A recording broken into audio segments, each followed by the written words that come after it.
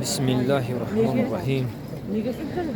بسیار نفرا با ما خواهش کردند که یک دعای نیک، البته یک دعای نیک بهری کلی برادران و کلی مادران و کلی پدران، خواهران و افها و برادران، البته دست به دعا می‌بردارم. ما دعا میکنیم در خانه خدا در این نماز بامداد. خدای خداوند پاک و پروردگار ملتی مرا، تاجیکی مرا و مسلمانای روی دنیا را به نصیب نگردانه.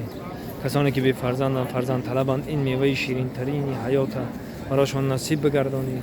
پاک و پروردگارا خدای و خداوندا و در کار و بار ما برکت عطا کنی. برکت دنیایی را ایتار سری ما تاجیکا بریزانی. خدای و خداوندا پاک و پروردگارا کسانی که دعا طلبند در این وقت اجابت دعاست، دعا میکنیم خداوند بزرگ پاک و پروردگارا هر گناهی که از ما میگذرد عفو کنی و پاک و پروردگارا برآمدن جان ما را آسان بگردانی. در این روز محشر شرمنده ما نکنی. پاک و پروردگارا خدای و خداوندا الله بزرگ، یا الله یا الله یا کریم یا رحیم، خداوند بزرگ پیش کارمون کشاده کنی و همه وقت در حرمت هم دیگر باشیم.